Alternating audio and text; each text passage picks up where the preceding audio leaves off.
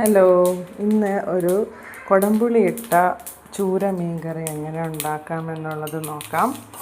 അതിന് ആദ്യമായിട്ട് വേണ്ടത് മീൻ, നല്ല വൃത്തിയായി വെട്ടിയ മീൻ 1/2 കിലോ.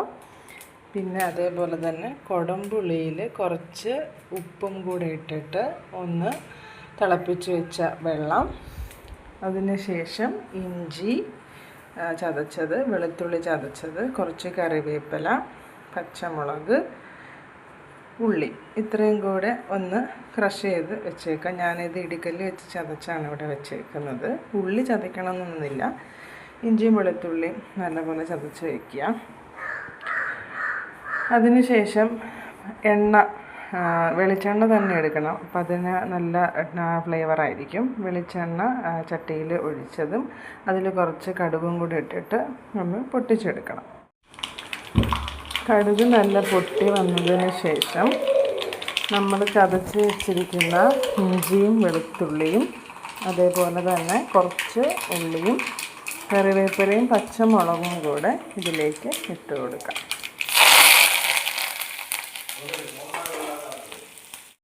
ഒരല്പം ഉപ്പ് ഇതിലേക്ക് ഇട്ട് കൊടുക്കാമേ, കുറച്ച് ഉപ്പ് ഇട്ട് കൊടുക്കാം. എന്നിട്ട് ഇത് നല്ലപോലെ വഴറ്റി നല്ല ഗോൾഡൻ കളറാകുന്നത് വരെ നല്ല രീതിയിൽ വഴറ്റി കൊടുക്കാം.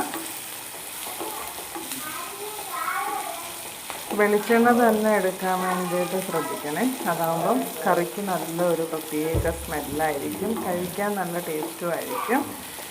വെളിച്ചെണ്ണയിലാണ് ഇതൊക്കെ നല്ല രീതിയിൽ എടുക്കുന്നതെങ്കിൽ നമ്മളിത് ഈ ഒരു വെളുത്തുള്ളി ഇഞ്ചിയൊക്കെ വഴറ്റുമ്പോൾ തന്നെ പ്രത്യേക സ്മെല്ലാണ്. നല്ലപോലെ വഴറ്റുക.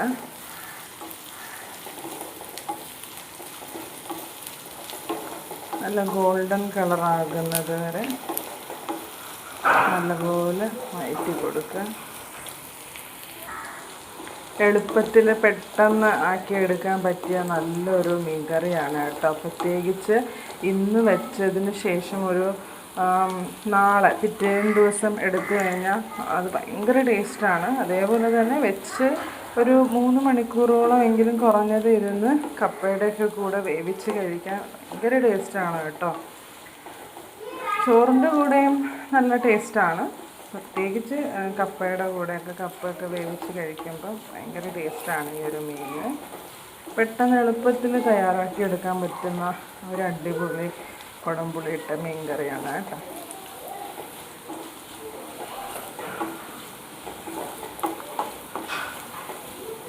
നല്ലൊരു ഗോൾഡൻ കളർ ഷെയ്ഡ് ആകുന്നത് വരെ വഴറ്റി കൊടുക്കണം. എല്ലാം നന്നായിട്ട് ഗോൾഡൻ കളറിൽ വഴണ്ട് വന്നിട്ടുണ്ട്. ഇനി ഇതിലേക്ക് നമുക്ക് പൊടികൾ ഇട്ട് കൊടുക്കാം. ഇത്രയും നല്ല രീതിയിൽ തന്നെ ഗോൾഡൻ കളറാകാൻ വേണ്ടിയിട്ട് ശ്രദ്ധിക്കുക. നല്ലൊരു ഗോൾഡൻ കളറായിട്ടുണ്ട്. ഇനി ഇതിലേക്ക് വേണ്ടതായ പൊടികൾ ചേർത്ത് കൊടുക്കാം. ഒരു 1/4 ടേബിൾ സ്പൂൺ മഞ്ഞൾപ്പൊടി ഇട്ട് കൊടുക്കാം.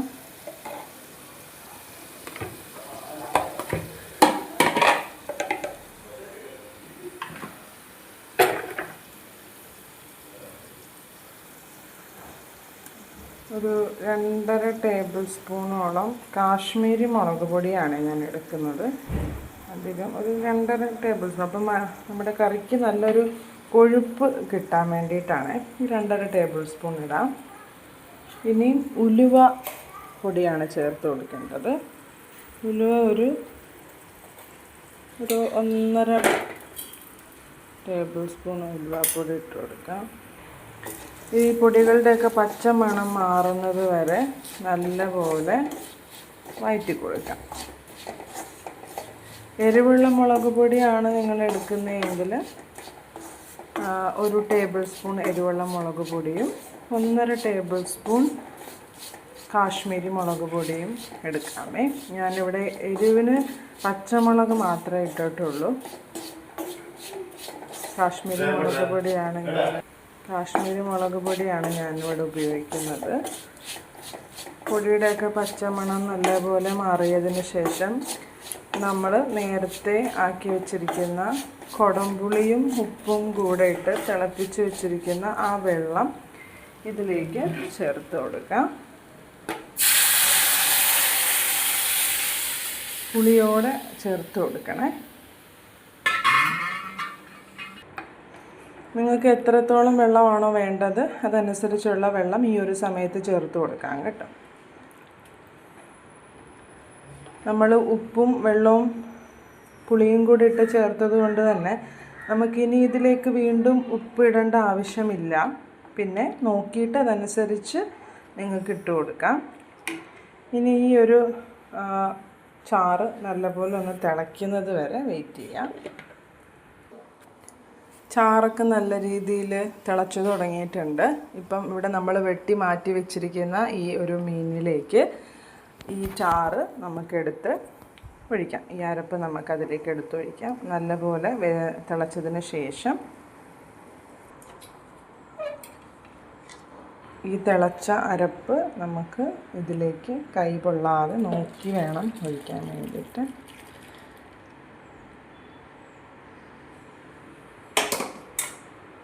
ഒഴിച്ചു കൊടുക്കാം. എന്നിട്ട് നല്ലപോലെ ഒന്ന് ഇളക്കി കൊടുക്കുക.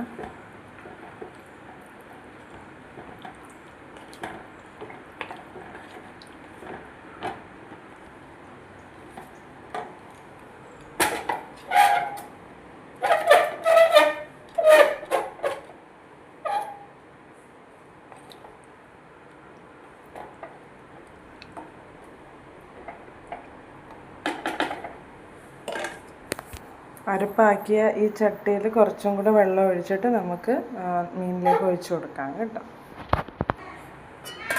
വെള്ളത്തിൻ്റെ അളവനുസരിച്ച് നിങ്ങൾക്ക് എത്ര ചാറ് വേണം അത് നോക്കിയിട്ട് ഈ ഒരു അവസരത്തിൽ നമുക്ക് വെള്ളം ഒഴിച്ചു കൊടുക്കുന്നതാണ്. ഒരുപാട് വേണ്ട, കുറച്ച് ഇതാക്കിയിട്ട് ഒന്നുകൂടെ ഒന്ന് ഇളക്കി യോജിപ്പിച്ചതിന് ശേഷം നമുക്ക് അടച്ചു വയ്ക്കാം.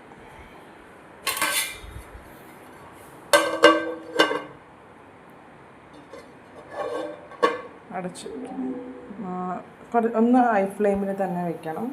മീനൊന്ന് നന്നായിട്ട് തിളച്ചതിന് ശേഷം നമുക്ക് മീഡിയം ഫ്ലെയിമിൽ വെക്കാം കേട്ടോ. മീൻ ഏകദേശം തിളച്ച് തുടങ്ങിയിട്ടുണ്ട്. നല്ല രീതിയിൽ തിളയ്ക്കുന്നുണ്ട്. ഹൈ ഫ്ലെയിമിൽ വെച്ചിരുന്ന ഫ്ലെയിം നമുക്കിനി മീഡിയം ഫ്ലെയിമിലേക്ക് ആക്കാം.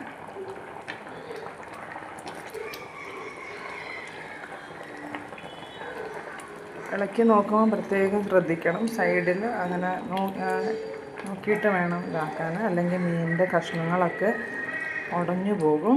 ഈ ഒരു സമയത്ത് നിങ്ങൾക്ക് ഉപ്പൊക്കെ നോക്കിയിട്ട് ഉപ്പ് ആവശ്യമുണ്ടെങ്കിൽ ചേർത്ത് കൊടുക്കാം കേട്ടോ.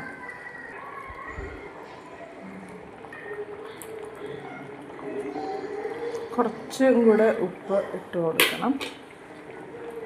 നമ്മൾ വെള്ളമൊക്കെ രണ്ടാമത് ഒഴിച്ചതിന് ശേഷം ഇട്ടിട്ടില്ലായിരുന്നു. അപ്പം ഈ ഒരു അവസരത്തിൽ ഉപ്പ് നോക്കി ആവശ്യത്തിന് ഉപ്പ് ഇട്ട് കൊടുക്കാം.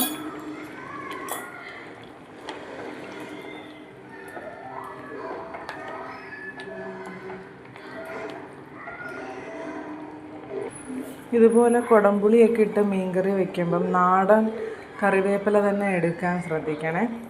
അതാകുമ്പം മീനൊക്കെ തിളയ്ക്കുമ്പം നല്ല പ്രത്യേക മണമാണതിന്. അപ്പം അതുകൊണ്ട് കറിവേപ്പില നമുക്ക് ഇട്ട് കൊടുക്കാം. പിന്നെ മൊത്തത്തിൽ ഇട്ട് കൊടുത്താൽ മതി, നല്ല ഒരു സ്മെല്ലായിരിക്കും. ഇത് നല്ല രീതിയിലൊന്ന് തിളയ്ക്കട്ടെ. എണ്ണയൊക്കെ നല്ല തെളിഞ്ഞ് മുകളിലിങ്ങനെ നല്ല തെളിഞ്ഞ് വന്നിട്ടുണ്ട്. നല്ല ടേസ്റ്റാണ് കേട്ടോ. എല്ലാവരും ചെയ്ത് നോക്കണേ. കുടംപുളി ഇട്ട മീൻ അങ്ങനെ നല്ലപോലെ ഒന്ന് തിളയ്ക്കട്ടെ.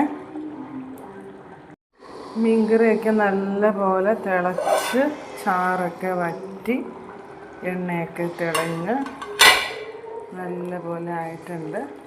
ഇനി മീനൊക്കെ നല്ല വെന്ത് ഇനി നമുക്കിത് ഓഫ് ചെയ്തിട്ട് കുറഞ്ഞത് 1 മണിക്കൂറോളം എങ്കിലും അടച്ചു വെച്ചിട്ട് നല്ല ചൂട് ചോറും ഒക്കെ കൂട്ടി കഴിക്കും. ഇതെല്ലാവരും ചെയ്ത് നോക്കണം. ഈ മീൻകറി അടിപൊളിയാണ്, നല്ല ടേസ്റ്റാണ്.